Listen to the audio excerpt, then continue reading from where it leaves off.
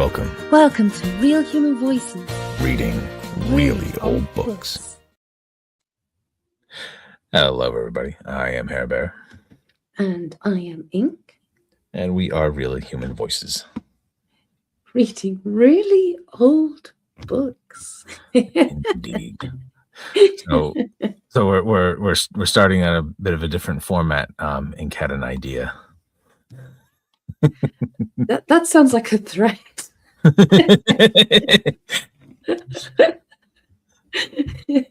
a bit scary. I'm giving you your proper. I'm giving you. I had an idea. I had a brainwave, Yes. and we're going to see if it works. Hopefully it will. That'd be nice. Hey, D. How are you doing? I've had a busy day today. Busy. How are you doing, D? How are things going? She's been getting things set up for our new sequence. Why don't you tell them about it? Yeah, I had set up some meltdowns, and oh my goodness, I did so much work today. Let alone from the. This isn't complaining in any way. Well, it is complaining a little bit. Well, it's kind of like, oh, woe is me. So I started off today by doing my usual domestics and all that sort of thing. And then I sat down and thought, I'm going to have a nice quiet afternoon. But then I was like, no, I'm going to record something. So I recorded a chapter. I was like, oh, no, I'm going to post this. So I posted another one that I'd taken down previously. So that's back up again. So that's nice for springtime. Okay, so that's spring in my set, spring. And then I thought, we'd been talking about it, about having sort of like a new segment to try, just to try, because everything's a bit naff around the world, and we wanted to do something that was the antithesis of the naffness and do the niceness instead. So you'll know it when you see it. You'll know it when you see it, which will be probably counter the naffness. Counter the naffness, yes. Hello, Watcher. Hey, Watcher. How are you doing? Oh my goodness. Oh my goodness. Oh yes. Yes. Oh crikey! Wow. Yes, of course. But then again, I suppose if you have got human-sized grasshopper, ladybird, and various other creatures, and a massive, great big spider, I don't think anybody's going to come anywhere near you. Yeah, no one's going to mess with you. No. Or you could just like roll the peach off the Empire State Building. Empire State Building? It's the Empire State Building. It's not the flipping Chrysler Building. Do you know what? I was trying to find that all day. Is the Empire State Building the Chrysler Building? Empire State Building. That's the one around Chrysler Building is. I don't think that's in New York. Where is the Chrysler Building? Chrysler Building's the Art Deco one, isn't it? I think that's in the Midwest. Oh dear. I got that wrong. So I'm really glad you enjoyed the audiobook there, Dee. How are you watching as well? No. Chrysler Building is in New York. New York. Yeah. New York. Sorry, we were just saying that we're going to do something a little bit different today. So I've spent all afternoon doing graphics and animations. Right. You see, because I wasn't sure if it was the Empire State Building or the Chrysler Building, or if indeed the Empire State Building and the Chrysler Building were one and the same. They appear to be different buildings, but because I didn't know about the Chrysler Building, but it is a different building. It is both in New York. Yes. Oh, I see. I didn't know the Empire State Building was Art Deco, so I learned something new. Well, that's generally my sort of jam. Yeah. You're very good at design and aesthetics and all that sort of thing, because you've got the eye for the rustic and the natural, and putting things together as they're supposed to be put together in a really nice way. But I've got the sort of the art side of it. Absolutely. Art Deco is not exactly my jam either. No, it's not my chosen aesthetic, to be perfectly honest, but the era I find fascinating. Absolutely. Especially in the UK. The UK scene for it as well. That was quite good. And the movies as well. The burgeoning Hollywood back in the day. It seems the decade of the 20s in practically every century is destined to be eventful. Stop it. That's why we have the good news. Segways? Who does those? That was absolutely brilliant. Well then, Mr. Bearbiel, would you like to begin? Sure. All right. So, we're on 12, yes? Yes, I think we're on 12. Yeah. Yes, we're on 12. And Right. we need to do the beginning. The beginning.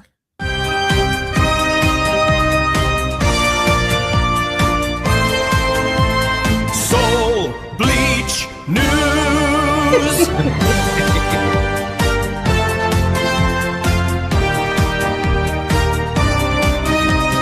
Bleach the darkness from your soul.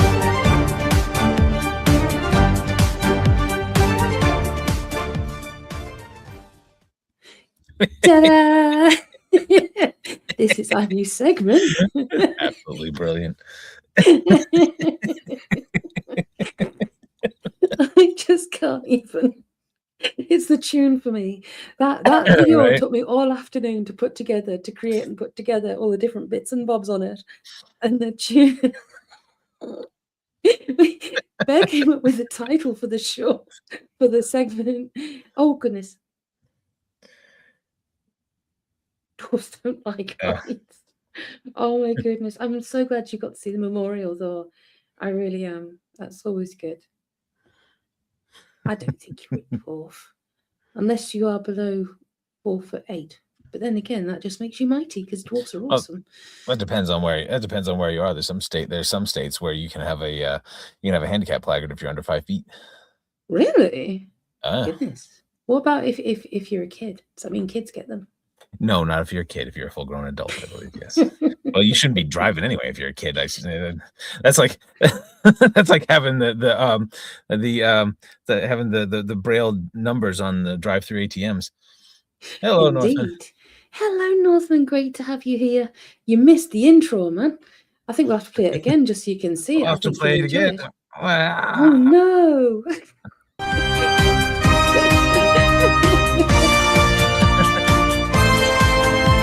Soul Bleach News.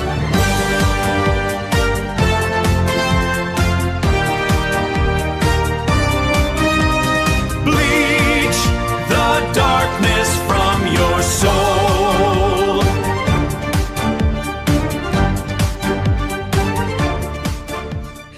Thank you, Watcher. This is our new. This was for the benefit of Northern as well. That's going to be our new segment, which we're going to do in a minute. Poirot with Art Deco, absolutely. That was Agatha Christie's era. Was he one of his books in the 60s? He must have been getting on a bit there. So it must have started when he was quite young. And actually, that also ties in very nicely with the fact we might also be doing another one tonight from the Art Deco era. Yes. Glad you heard it on the phone, Northman. That's awesome. We very much enjoy the little a lot of work went into that. I have a feeling we're going to be getting a lot of mileage from it. I hope so, because I think it's going to be it's definitely something we would like to do every week because it's easy to put together, and the images might take a bit longer, but to be honest, that was the hard part. It's getting that bit done. Yeah, and whether or not we end up doing images, doing the segment is it's easy, as you say, it's easy to throw together, and it's good to have some, lighter side of the news type of thing. Just have here's about some nice stuff going on. Absolutely. And talking about nice stuff, live action of James and the Giant Peach with the Cloudmen. Wow! I bet that was absolutely awesome. That must have been absolutely brilliant. Was that in Newcastle as well? Seems like there's a lot of good stuff on in Newcastle and Durham right now. It's really got a bit of a renaissance going on around there. Oh, the 13th one. Don't jinx it. That's it. We're buggered now. Right. Okay then. 13th. So we shall begin. So you've seen our spanking intro, and what we're going to do today is talk about the world actually doing great. So put down your lukewarm coffees or your cold cup of tea, and it shouldn't ever get cold anyway, because that's just rude. Grab yourself a bagel and get ready for a bulletin full of absolute wins. All right, hang on a second. I gotta shift things around here. Are you shifting things around? You're messing with my screen. There we go. Right. Are you gonna put the pictures up? There we go. Yes. Right. Put the wrong one on there. Damn you. Put it back. There we go. Okay. Right. So you'll be providing the reality checks, I believe. Yes, indeed. Yeah, I will. Well, I'll skip that part. Go ahead. You got the picture up. Go ahead. So this is Portsmouth, where the world's longest game of hide and seek has finally ended. A local cat, missing for 4 years, was found hiding in a narrow gap behind a house. This is the cat. 4 years is a bit more than missing pet. That's a cat that decided to start life on his own. The firefighters and the RSPCA had to stage a full tactical extraction, only to scan a microchip and realize the cat had been out for milk since the early 2020s. As you can see, these owners were in tears of joy, but the cat, look at this cat. Look at his face. Yeah, it was very. The picture, I think, definitely captures that cat. It definitely captures what I think the cat was feeling. He looks like a teenager who got grounded for staying out. He's like, I was fine, Brenda. I had a system.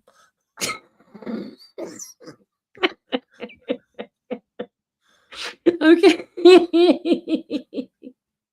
Oh, I hope your back feels better. Well, let's move then from feline independence to human brilliance. Let's go over the pond, over to where let's go to Texas. Now, this lass called Jessica Caldwell is making the rest of us look like we're still in pajamas. Jessica, a university custodian and mother of 4, just secured her 4th college degree. Can we move to the next picture? I best had, hadn't I? Yeah.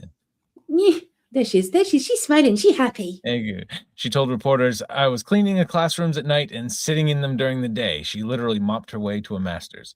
Meanwhile, I feel accomplished if I remember to move my laundry to the dryer before it smells like a swamp. That's the thing. My dryer doesn't have a buzzer on it. I'm not posh like that.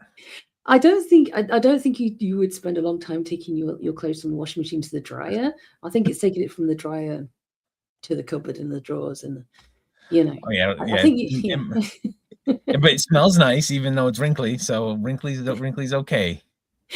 Yeah, nice but wrinkly indeed.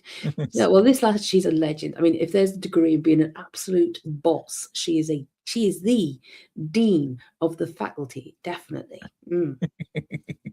And speaking of things that work harder than they should, let's talk about physics. Scientists at Kyushu University have officially told the laws of nature to hold my fact. Kyushu University, yes, to hold my sake. Yeah, hold your sake. Yes, because they've developed a solar cell technology with 130% quantum yield. 130%. So basically that means they're going to take those rays, the power that goes into the solar panels, instead of getting one load of energy out, you get 2 loads of energy out. So it's spunky, and nice. Exactly. Yeah, they figured out how to turn one photon until they get 2 energy carriers. In layman's terms, it's the sun finally offering a buy one get one free deal on electricity. Yes. So basically, yeah, quantum level trick called singlet fission. Sounds very much like a nerdy breakup. And anyway, I love a bargain. Now look up if you're in Rio de Janeiro for the first time in 200 years. Yay! First time in 200 years, blue and yellow macaws are soaring. He's soaring. This birdie is soaring. You see? He is too. He's whoosh, swoosh. He's swooshy soaring. He's swooshing through the air. So yes, they are flying over. They're soaring over the city again, Mr. Bear. Yes, after 2 centuries. The last time the birds saw Rio, people were wearing corsets and riding with feathers. Now they're back flying over Tijuca National Park. The authorities say take photos and don't feed them. Apparently, Rio's newest celebrities are on a strict native fruit diet. Very chic. Very chic, very demure. Very chic, very demure. Story that hits closer to home for a couple of us. Near Glasgow. I don't know if you saw this one on the news, Northman. Oh, we'll get to the Eagles. Trust me, Watchmen. We will be getting to Eagles. They're here. They're here. Right, so this one's near Glasgow. There's a new village called Harriet Gardens, and it's officially opened. It's a cluster of 15 nest houses, these little houses like here. And you can't really see the detail from the picture, but they're kind of like little wooden chalets, like motorhomes, but they're not motorhomes, not like the traditional design would be in America. They're actually the more Norwegian, Swedish style. Pods, yeah, exactly. They help people transition out of homelessness into work, basically. Exactly. And not just a roof. There's outdoor gym, a community hub, trauma-informed support, which is key, which I love that they're doing mental help as well. It's almost like, and stay with me here, when you give people a beautiful, stable place to live, they actually thrive. Exactly. And hopefully some of our veterans will get that as well. I think they definitely will get priority in these, which is nice. So this is groundbreaking stuff. Well, because it was in the Northern Echo. Yes. I think it was actually on Look North as well, the BBC News. Right. Yes. Who would have thought kindness and architecture would be a winning combo? I know, right? Who would have thunk it? Who would have thunk it? So next one, who likes coffee here? Who likes coffee? Who really likes coffee so much to actually have it a pile on your table and think it doesn't look at all like surgery or some nefarious leavings? Yes, nurture versus nature, indeed. But yes, I've absolutely lost it. Yeah, so basically science. So if you like your you like this science. Well, basically, science has officially confirmed that your morning caffeine addiction is actually a wellness journey. Yes, a study of 400,000 people says coffee is great for mental health.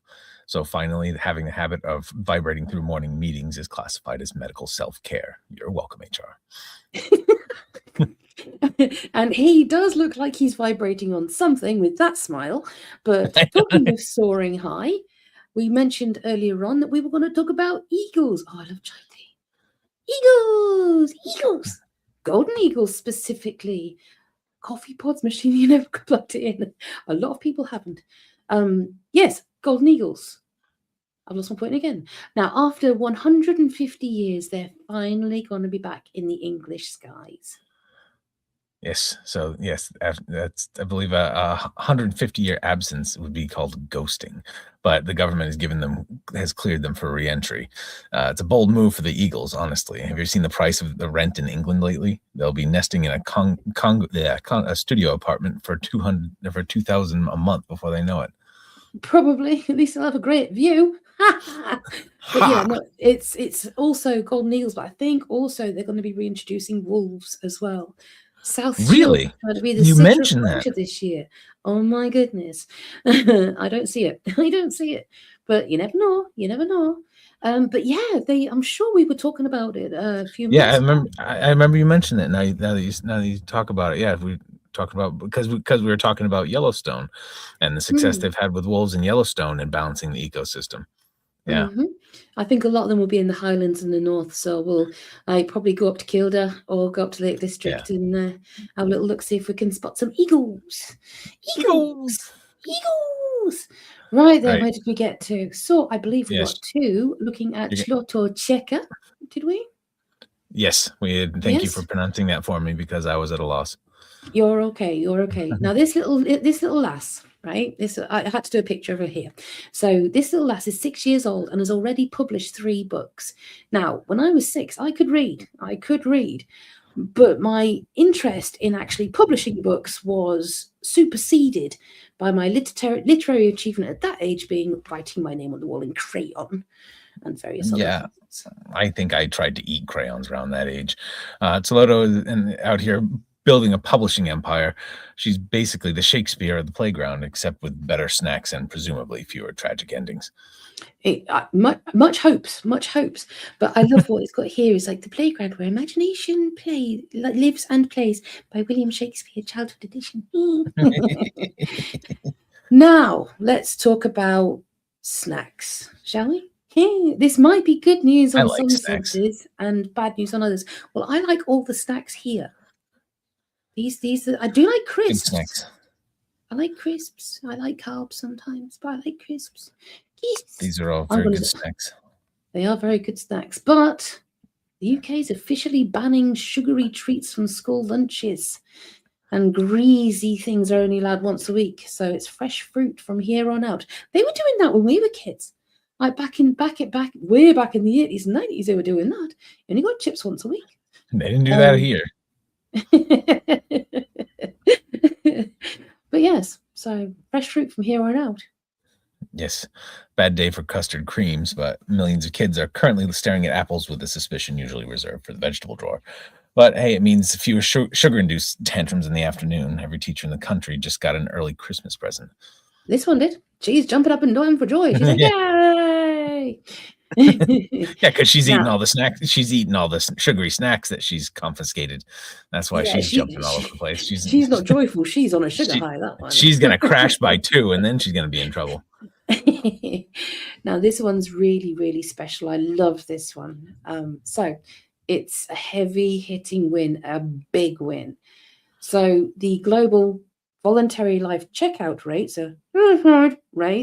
are down 40% since the 90s. That's the real headline. I mean, we're getting better at talking, better at listening, better at looking out for each other. Turns out that when we actually try to fix things, they stay fixed. And that's our wholesome, happy, joyful news of the week. Yay! So in a world full of breaking news that usually just breaks our spirit, today felt more like a kind of putting things back together kind of day. Yes, I don't think we need to do the rest of that outro because we're sticking around and reading Birdie and Wooster, aren't we? Yes, I do like the line of "I'm off to find out if my cat is actually mine or just a very long-term squatter." Go out there and high five a stranger, metaphorically, please. Who says anything about metaphorically? I don't think so. Well, cat is mind and the squatter, I think. Well, actually, that's a very good point. Oh, unbescheid. What was that? It's unbescheid. Jamie Oliver is behind this. Oh, the evil tree. I think it was Daniel Sloss. He was talking about Jamie Oliver, how he's working with kids, and he had a chicken, and he asked them all, so what kind of chicken do you like? What parts of the chicken you like the best? You like the wings? Yeah, we like the wings. We like the drumsticks. Yeah, we like the drumsticks and the breast meat. Oh yeah, he's like, and he cut up everything that was left, so it was just like the leavings basically, everything that was left. And he said to him, would you like to eat this? And they're like, oh no. And he put it in a blender and ground it up and showed it to them, and they're like, do you think you'd like to eat that? And they're like, ew, no. And then he breaded them and made nuggets out of them and cooked them and said, would you like to eat this? And they're like, yeah. And he goes, and a little bit of Jamie Oliver's soul died, and it was lovely to watch. Oh my goodness, that makes me howl. That's another reason why I like Uncle Roger, to be perfectly honest. Yeah, because he's rough on Jamie Oliver. Yes. Like passion. Yeah, I like that him and Gordon Ramsay kind of lock horns, in a good-natured type of way. Yeah. We've got like clappy hands, and we've got laughies and all that sort of thing. And I don't believe Hull was a city of culture either, don't you worry. But yeah, South Shields, do you know something? I think it can be because of its contribution to the Industrial Revolution and the Northeast in general after we lost our minds. So yes, definitely, it did a lot. So my lovely beans, hopefully you enjoyed that particular segment. If you did, please put something like a piece of fruit. A piece of fruit in the comments, yes. And if you didn't like it, put I don't know, a cookie. But we all So- like cookies, though. Yeah, but yeah, exactly. So then at least then we have a cookie. True. This Right side. week I mastered the recipe, the production and the production of the giant hobnob. Look out, McVitie's. Yeah, absolutely. And they dunk like a dream. And you can have just one and it's your breakfast and it'll last you through till lunchtime. Yes. And they're chewy and they're gorgeous and they taste just like hobnobs. Anyway. Can you think of a more northern sentence? You can have one for breakfast and it'll last you through to lunchtime. Well, yes. Oh, Viz. I haven't seen Viz in years. Right, Viz in itself. Okay, so if you can imagine a comic that is the absolute epitome of northeastern humor. I want to say you've shown me one of the covers for one once. Well, yes, I did. There was Roger Mellyman on the telly. There was the two fat slangs. There was the one with the incredibly large underhanging man grapefruits that he wheeled around in a wheelbarrow. It was essentially grown-up Beanor. some very Millie Tant, the female, the lass that was very Zena, can you not go on my sound control? Come here, darling. Come here, baby girl. I know you got big belly. But it's warm. Yes, but it's gonna make everything go wrong. Thank you for the fruits. We'll do those ones again. Yeah. English comics definitely are connected more to humor. And you know something? I was absolutely gobsmacked when everybody thought that Tank Girl came from a comic of her own, and nobody knew it came from Deadline comic, and nobody knew about the mighty, mighty Milk and Cheese from Deadline comic. Milk and Cheese, who were directly associated with the Mary Whitehouse Experience, which was a comedy show with David Baddiel, Rob Newman, Punton Dennis, Hugh Dennis, and Stephen Punt. Yes. There you go. You see, I did. Well, we had we do have best comics. We had Mad Magazine. Mad Magazine was pretty good. I've actually got a really old vintage copy of Mad Magazine. I'll dig out and show you. Nice. No, I showed you that, didn't I? I'm sure I did. Did you? I did. 2000 AD. I've got freaking loads of them up in the attic. Seriously. Oh, Bear. Yeah. Have you ever read Beano? I think I told you about that, like the Bash Street Kids and Dennis the Menace. And we were talking about it a couple of days ago with Dennis the Menace, and we were saying, what did he come from Scotland? Because we thought he came from Scotland. Yeah, it was as we were trundling around as dwarves in Moria. Yes. Yes. Which we've done very well in so far. Right, my lovely beans. So it seems that you like the news segment, which I really am so glad about because I really enjoyed that. That was so much fun. Nice to read something more positive. Oh, Sandy and Desperate Dan. Victor, Eagle. Yeah. Whoopi and Wow as well. And Dandy. Yes, Desperate Dan was in the Dandy. Yeah. See, we remember these. Bunty, for crying out loud. When I was, I grew up as Army kid, as most of you know, and we didn't have a lot of money. We didn't, in very much so when I was a kid. And I remember we were based in Tidders, in Tidworth, and they had a little like news agents there. Tidders, yeah, and they had a news agent there, and they used to do a 10p roll up of comics that were out of date, and that's how I used to get my comics. I used to get 5 comics in there for 10p. So Once Christmas started at the same time as American Character came about with the same name. Now that's interesting because they couldn't look more different, could they? They seriously couldn't. I mean, our Dennis the Menace looks like a zombie, to be honest. He was the actual basis for most emo kids, I believe. You know, especially the jumper. Yeah, yeah, exactly. Our Dennis the Menace is just kind of like an ADD kid that just yeah. No, I yeah, because I saw because I was telling you about that. What didn't I? When we were talking about it, that I actually saw an interview with the guy that made the comic, where he was talking about his wife, and it was like a neighbor kid that was just all over the place, and it was she literally said, that boy is a menace, and he thought, wow, Dennis the Menace, and it went from there. Can I give you a fun fact? Because the only other time I got girl comics was when it came rolled up with the Tempe roll up. Now, Yeah. I don't know if you know about Eagle Comic, but I actually had a letter printed in Eagle Comic when I was 6 years old. And it's because I nominated my mum for a Max's medal, because she looked after me when my dad was away and he was posted away. And they posted my Max's medal, and they sent me a £2 postal order, which my mum then spent getting Christmas cards. She's like, well, it was a medal for me, so I get the postal order. I'm like, oh, Yeah, well. Okay, mum, you deserve it. It's fine. So yeah, I had a letter printed in Eagle Comic when I was a kid. Nice. Did Popeye come from comics or animation? I think it was comics first. I believe it was comics first. Well, they all did, if you think about it, especially like, the Marvelverse and DC, all of those ones, they kind of like started out as comics, then turned into celluloid.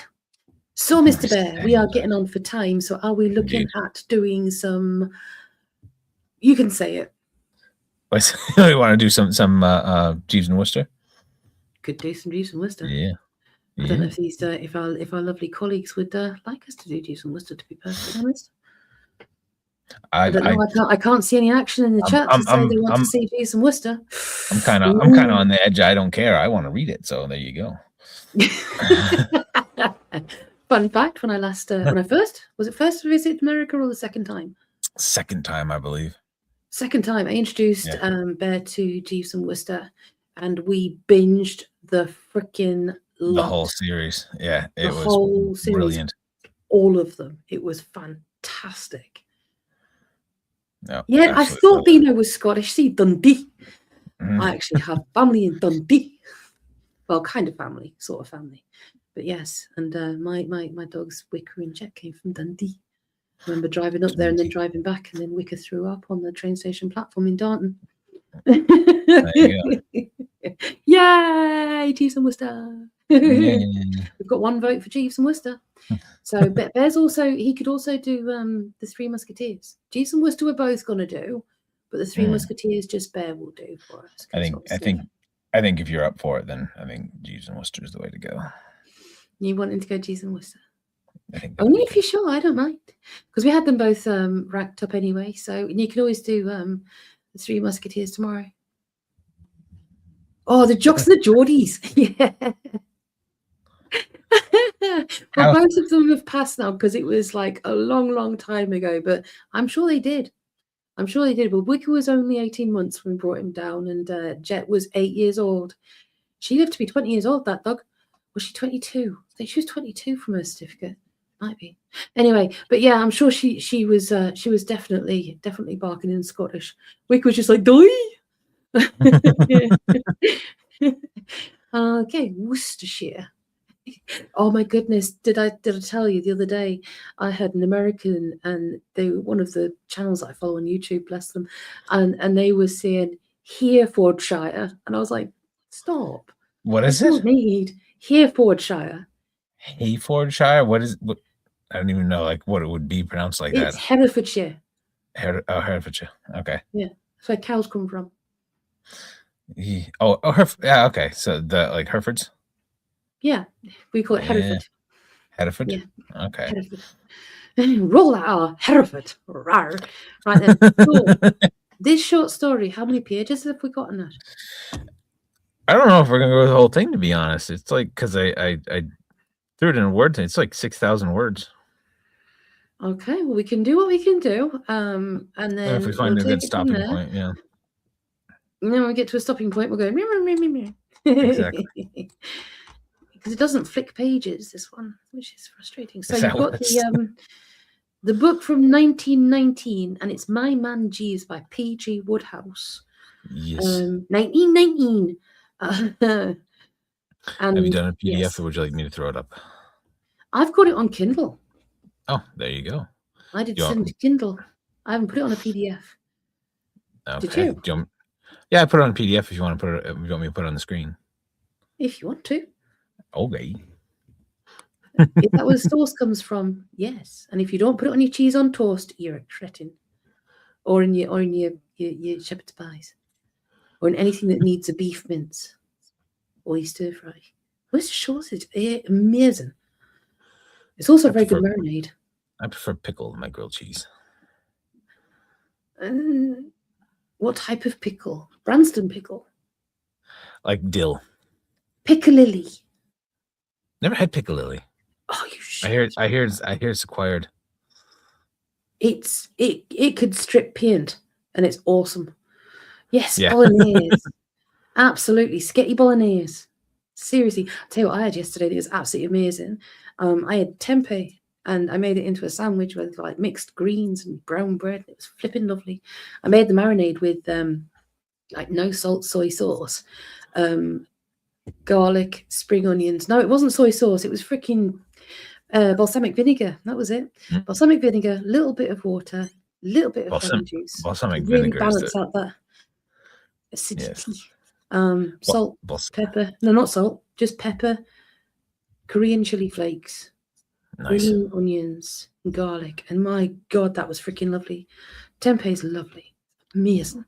Sorry, I'll let you take it away, Mr. Beal Beal. All right. Wow, that's small. Yeah, that is small. Hang on a second. Let me see if I can change that. Give me a minute. Yeah, very acquired. So far acquired, they acquire it out the window, usually.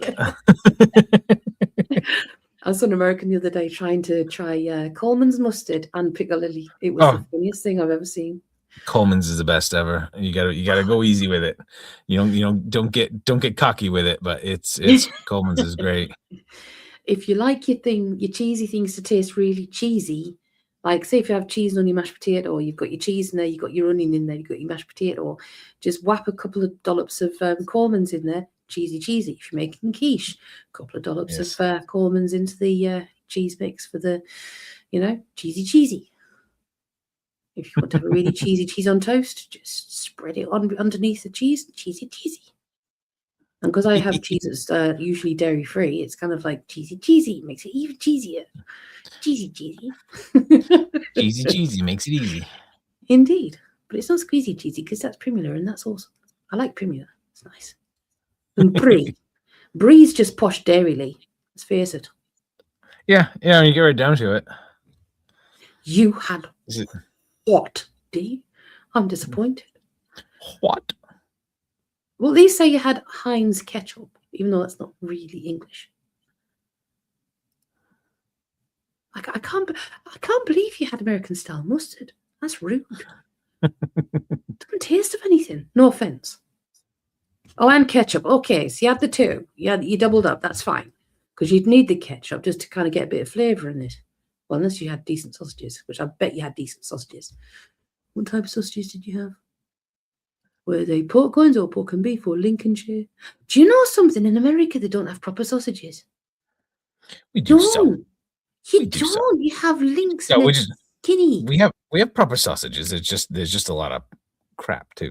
You do not have proper sausages. You have links and you have lies. That's what you have. That's all you have. Links and lies. Links and lies. You don't have our thick, girthy, proper sausages. And I don't even freaking eat meat. Oh my. No, they're not, are they? Oh no, what they call English muffins are not muffins as we know them. No, English muffins here are not. They're neither English nor muffins. They're cardboard. Yeah, they don't even look like they're food. They're not a normal food group. I'd say they're bastardized versions of crumpets, but that would give bastards a bad name. I like the Cauldron Lincolnshire sausages. I mean, I haven't eaten proper sausages since I was. How's that? That's better. All right. Right. So we're going to start at the beginning with the series of Jeeves and Wooster. We may or may not go through the whole thing. As we said, there's a lot of words in this one.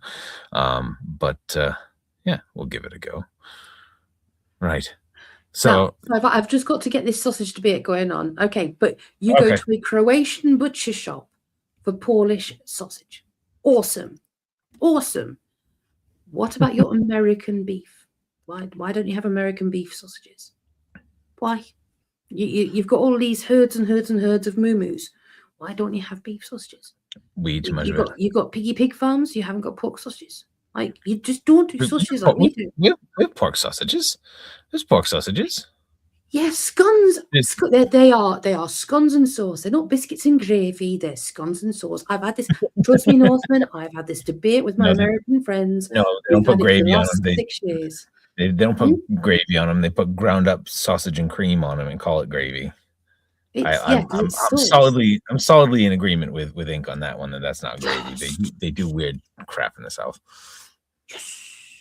But I mean, the thing is, I get that I get you want to call it biscuits and gravy and all that sort of thing. That's fine. But if you make it over here, you have to accept it's scones and sauce. That's what it is. With proper gravy on, they'd be amazing. If you put a good turkey gravy on like the biscuits we have here, they'd be great. I just don't. Gravy's Bisto. We've had this conversation. Gravy, yeah. Oh yeah. If you want to have, honestly, Bisto's is easily one of the best like gravy mixes I've had. But or if you want to just thicken up grease from a roast, and make gravy that way, Yeah, but Frankfurter isn't sausage. That's the thing. I'm talking. It's got to be in a lower intestine, and it's got to be squished in with one of those like really funny machines that makes you laugh when they make sausages. Well, what's the difference between a sausage and a hot dog, really, besides spices? True. Bollocks, trotters, and hair lips, usually. And yeah, tits, tails, and touch holes, exactly. But the thing is, I will say this, and then I'll let you carry on. There's nothing as funny or as delightful or as heartwarming as when I introduced Bear's family to Yorkshire puddings and roast tatties and gravy. Oh my God. They were on them like a pack of dogs. It was amazing. They lost their ever loving minds. It's like, You did Toad in the Hole too. Yes, you'd never had Toad in the Hole, had you? No. You brought that over. You brought that over for my family as well. Yes, it wasn't my best one I've ever made, but it did the job. It did the job. He nearly broke my arm, getting me away from his steak though. That was funny. I was going to do like a steak in a pie, wasn't it? And I was kind of like sort of cooking it. He's like, it's still mooing. Give it a chance. We wanted to stay mooing. I'm like, for crying out loud, cook the damn thing. Anyway, so no. Yes, they did most of the time. Yeah, I had to translate a bit. Yeah. Carry on. Right. Are we ready? Yes, I'll have to read along with you and then jump in when I can. Yes. Okay. So I'll do Bertie Wooster, who does the narrating, and Ink's going to do Jeeves and all supporting characters otherwise. Right. So this is going to be the first in the series. It's my man Jeeves, and this one is Leave It to Jeeves. Right. So, Jeeves, my man, is really the most extraordinary chap. So capable. Honestly, I shouldn't know what to do without him. On broader lines, he's like those chappies who sit peering sadly over the marble battlements at the Pennsylvania station in the place marked Inquiries. You know the Johnnies I mean. You go up to them and say, "Where's the next train to Melon Squashville, Tennessee?" And they reply, without stopping to think, 243, track 10, change at San Francisco. And they're right, every time. Well, Jeeves gives you the same impression of omniscience. In an instance of what I mean, I remember meeting Monty Bing on Bond Street one morning, looking the last word in a grey check suit. And I felt I should never be happy till I had one like it. I dug the address of the tailors out of him and had them working on a thing inside the hour. "Jeeves," I said that evening, "I'm getting a check suit like that of Mr. Bing's." "Injudicious, sir," he said firmly. "It will not become you." "What absolute rot! It's the soundest thing I've struck for years." "Unsuitable for you, sir."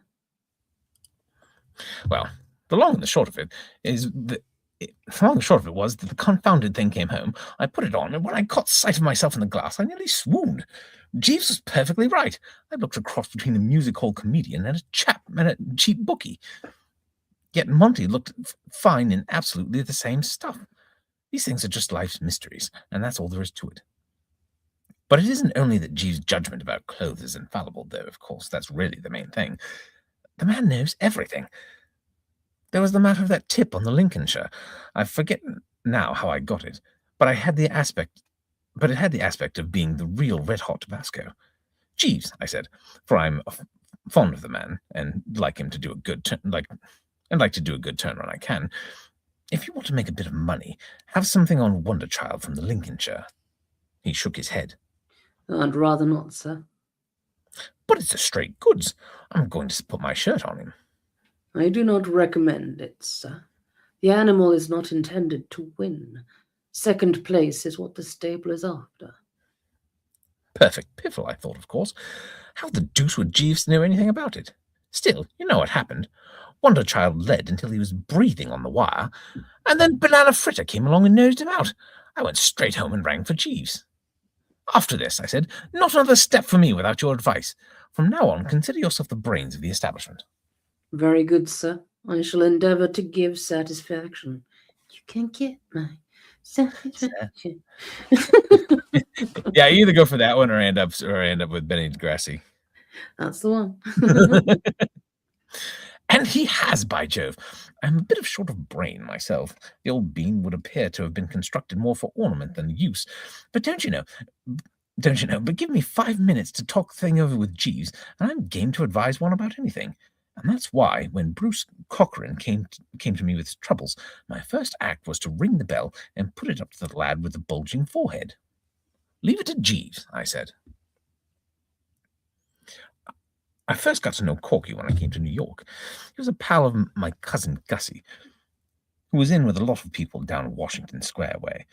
I don't know if I ever told you about it, but the reason why I left England was because I was sent over by my Aunt Agatha to try to stop Gussie marrying a girl on the vaudeville stage, and I got the whole thing so mixed up that I decided it would be a sound scheme for me to stop him in America for a bit instead of going back and having a little long, cozy chats with someone. Hang on a second, I'll change the page. With the aunt.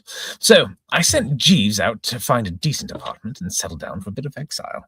I'm bound to say that New York's a topping place to be exiled in. Everybody was awfully good to me, and there seemed to be plenty of things going on. And I'm a wealthy bird, so everything was fine. Chappies introduced me to other chappies, and so on and so forth. And it wasn't long before I knew squads of the right sort, some who rolled in dollars in houses up by the park, and others who sounded more like from Boston right there, and others who lived with the gas turned down, mostly around Washington Square. Artists and writers and so forth. Brainy coves. Corky was one of the artists, a popular portrait painter, he called himself, but he hadn't printed any portraits. He was sitting on the sidelines with a blanket over his shoulders, waiting for a chance to get into the game. You see, the catch about portrait painting, and I've looked into the thing a bit, is that you can't start painting portraits till people come along to ask you to, and they won't come and ask you to until you've painted a lot first. This makes it kind of difficult for a chappie. Corky managed to get along by drawing the occasional picture for the comic papers. He had a rather gift for funny stuff, and then when he got a good idea, and doing bedsteads and chairs for the advertisements.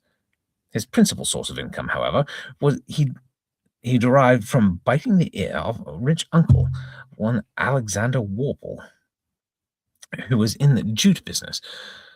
I'm a bit foggy as to what jute is, but apparently something the populace is pretty keen on. For Mr. Warple had made quite an indecently large stack of it.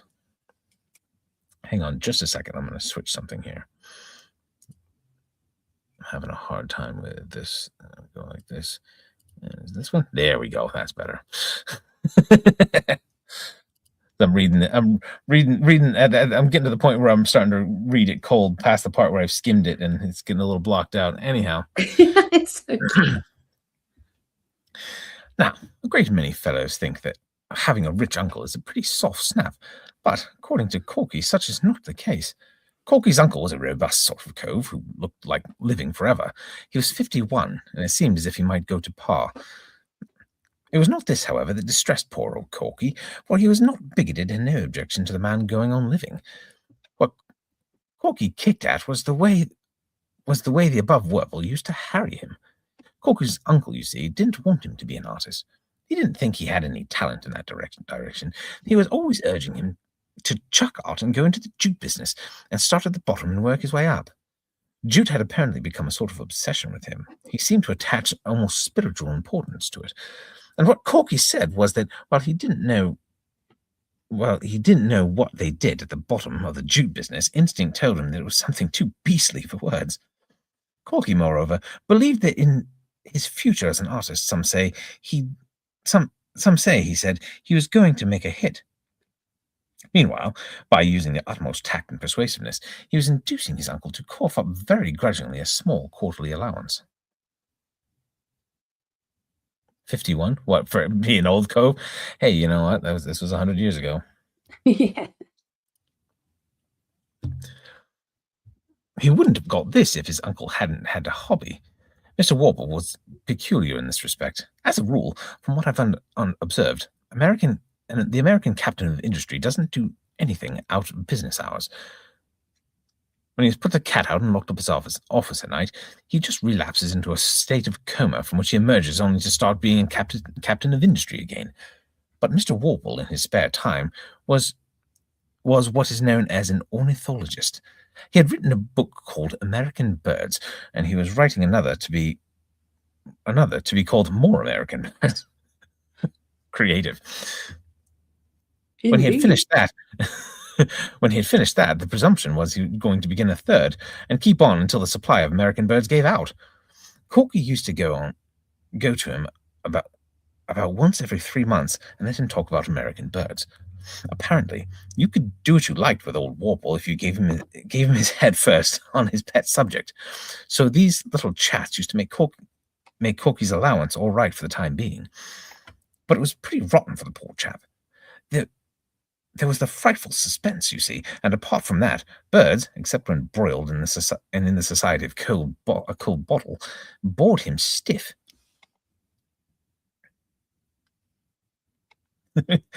American Birds would be another thing. Exactly. It immediately makes me think of Monty Python, the bookshop. I can't buy that, it's torn. Anyways. Yeah, but like with ours, it'd be like American Birds, the birds over in America. And we're not talking about the ones with the feathers unless they're on a stage. Well, that's my point. It's like Northman's overthinking, yeah, American Birds, and I'm thinking, John, please. Anyhow. I've lost my page. What page are we on? We're on slide 6. I'm on the book though. I'm not on the slide. Oh well, that would make it difficult, wouldn't it? A little bit. I think I found it. I've got it. There was the frightful suspense, you see, and apart from that, birds, except when broiled and in the society of a cold bottle, bored him stiff.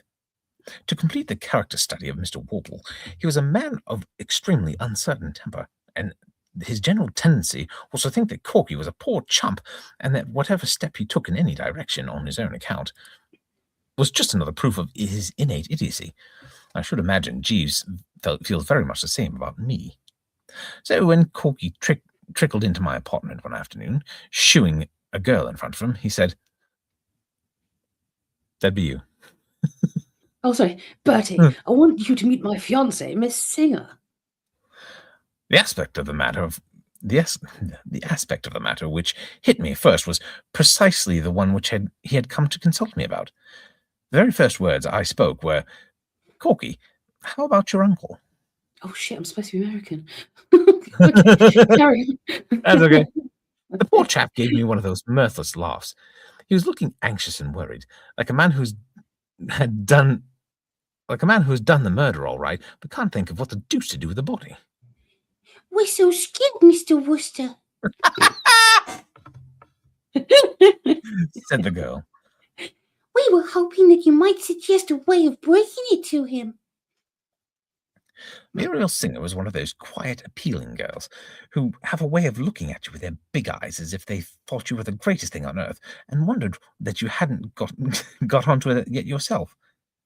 She sat there in a sort of shrinking way, looking at me as if she was saying to herself, Oh, I do hope this great strong man isn't going to hurt me.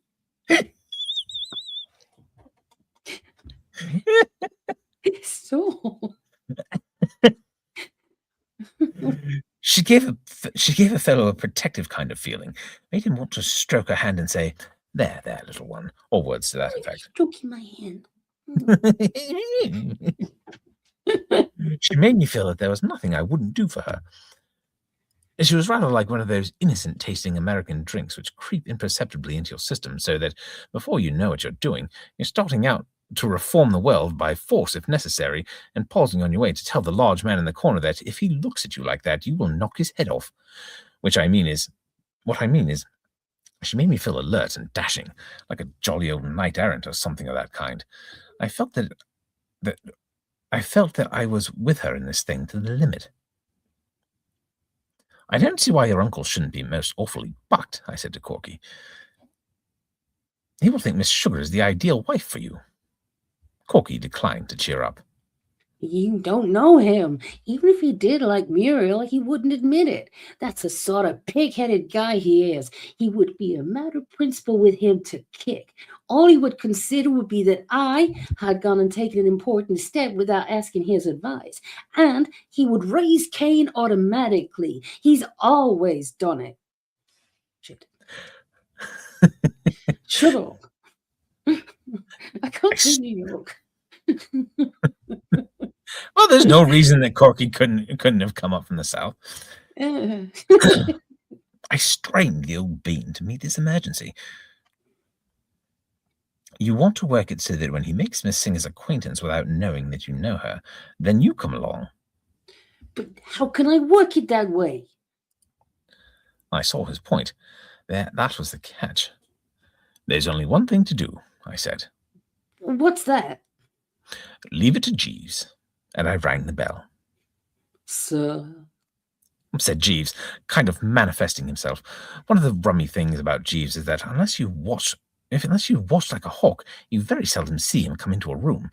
He's like one of those weird chappies in India who dissolve themselves into thin air and nip through space in a sort of disembodied way and assemble the parts again just where they want them. I've got a cousin who's what they call a what? A theosophist. A theosophist? Sure. And he says he's very nearly worked the thing himself. But he couldn't quite bring it off. Probably owing to having I wasn't gonna do it. Probably owing to having fed in his boyhood the flesh of animals slain in anger and pie.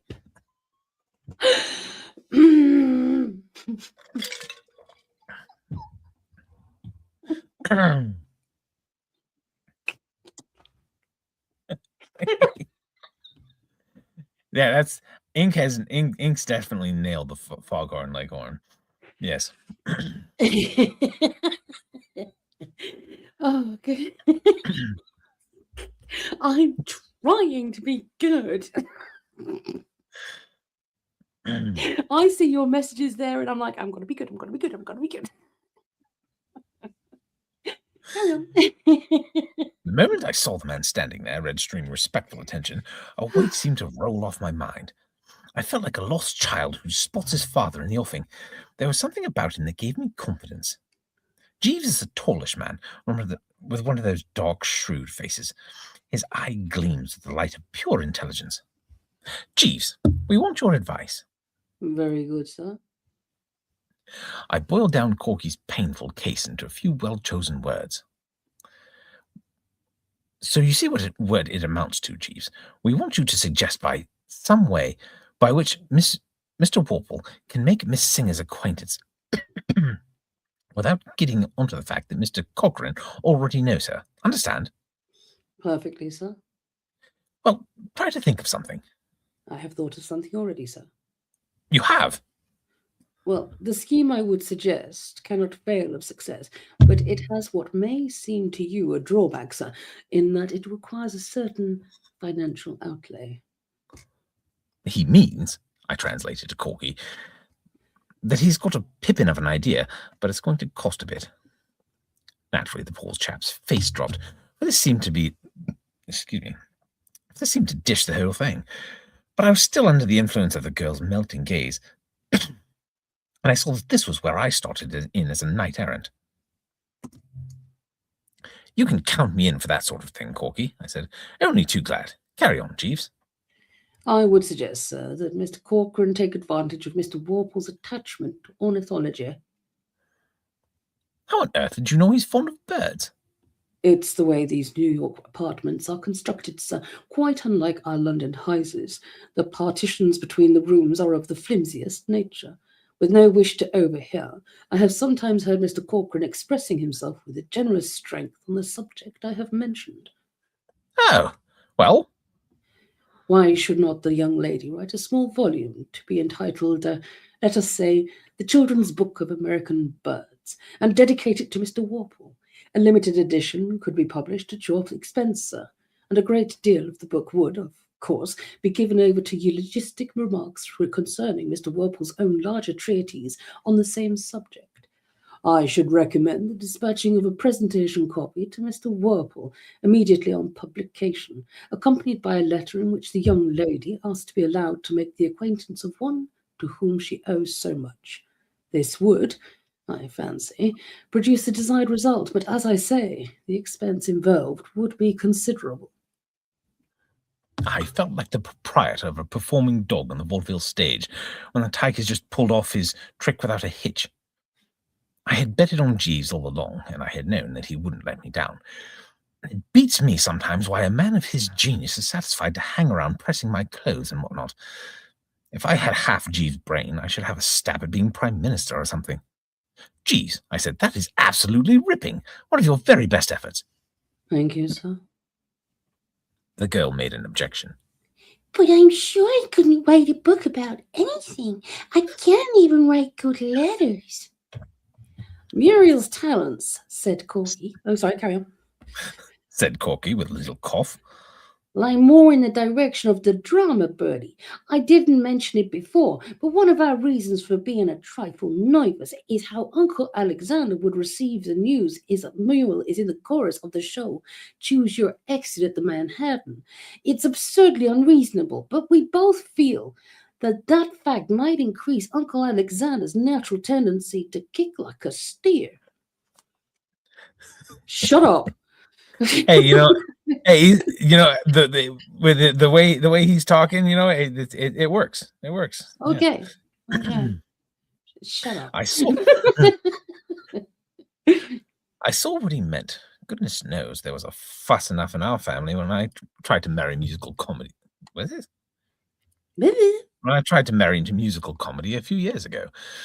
And the recollection of my Aunt Agatha's attitude towards a matter of Gussie and the vaudeville girl was still fresh in my mind.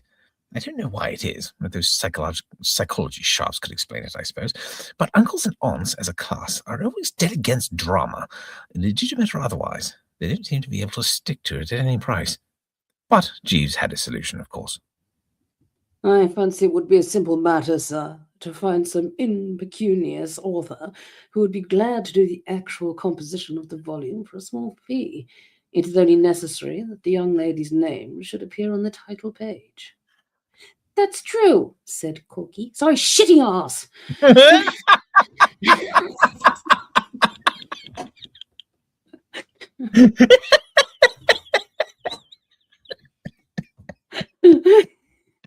I can't help it. Anyways, continue. Sam Patterson would do it for $100. He writes novelettes, 3 short stories, and 10,000 words of a serial for one of the all-fiction magazines under different names every month. A little thing like this would be nothing to him. I'd get after him right away. Fine. Will that be all, sir? Said Jeeves. Very good, sir. Thank you, sir. I always used to think that publishers had to be devilish intelligent fellows, loaded down with the grey matter, but I've got their number now. All a publisher has to do is write checks at intervals, while a lot of deserving and industrious chappies rally around and do the real work. I know because I've been one myself. I simply sat tight in the old apartment with a fountain pen, and in due season a topping, shiny book came along. One second. There we go. I happened to be down at Corky's place when the first copies of the Children's Book of American Bird popped up. Muriel Singer was there, and we were talking of things in general when there was a bang at the door and the parcel was delivered. It was certainly some book, had a red cover with a fowl of some species on it, and underneath the girl's name in gold letters. I opened a copy at random. Often of a spring morning, it said at the top of page 21, as you wander through the fields, you will hear the sweet-toned, carelessly flowing warble of the purple finch linnet.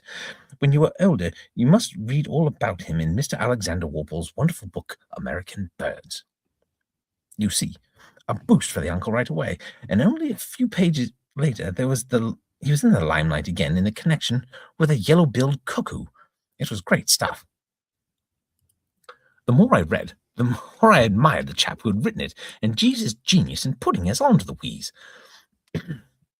I didn't see how the uncle could fail to drop. You can't call the chap the world's greatest authority on the yellow-billed cuckoo without rousing a certain disposition towards chumminess in him.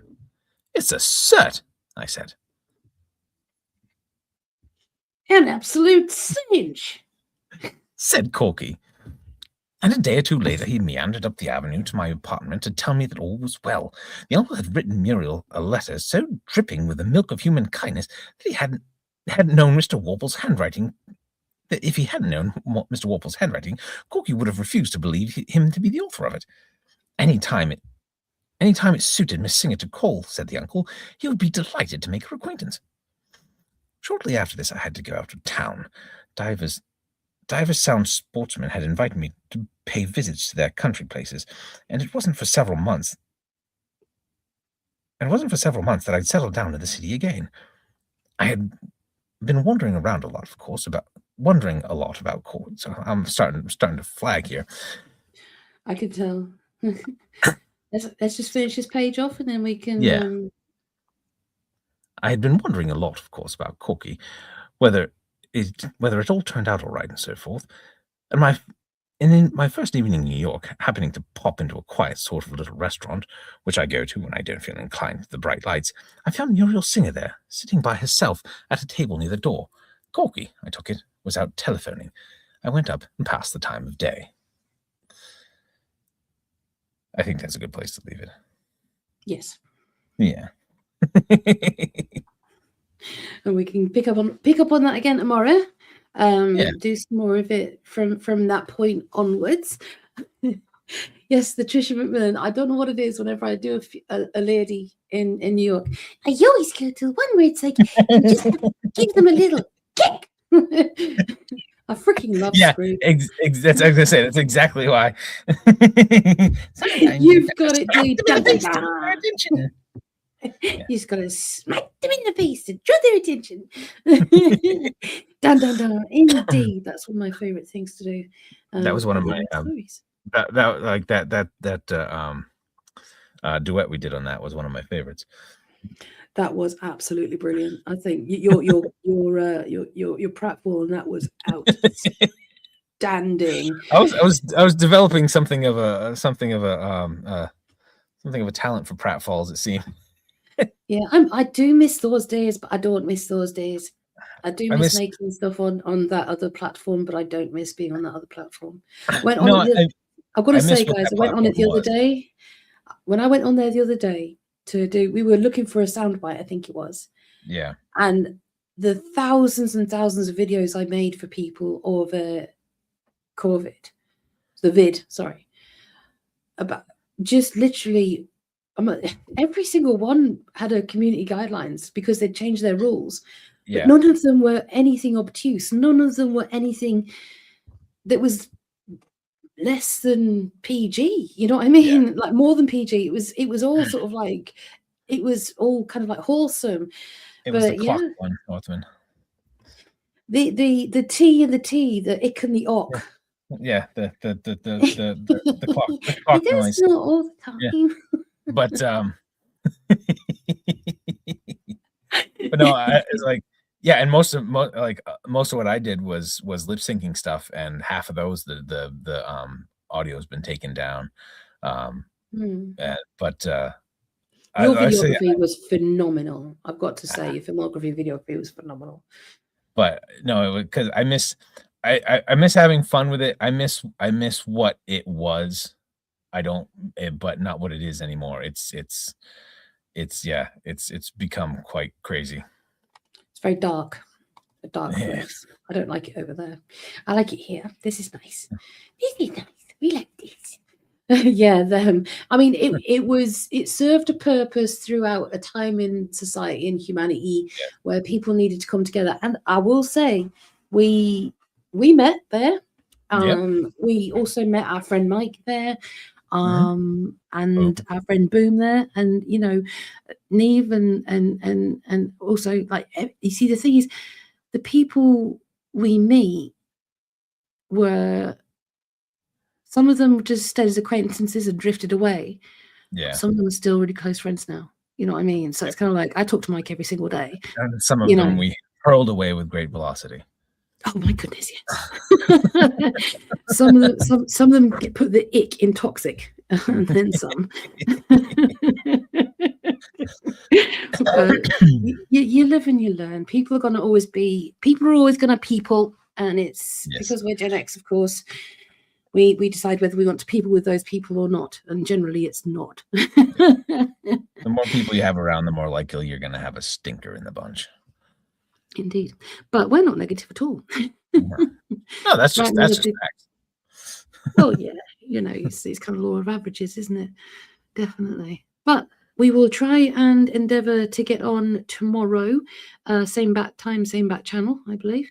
I shouldn't say that, really, should I? Same bear time, bear channel. That doesn't really work. That sounds wrong. No. Oh dear. Dead noise. We're both like, oh god. Anyhow, yes. Anywho. Thank you for coming along, everyone. Have a good evening. Take care. Be good. And bear up. Kisses.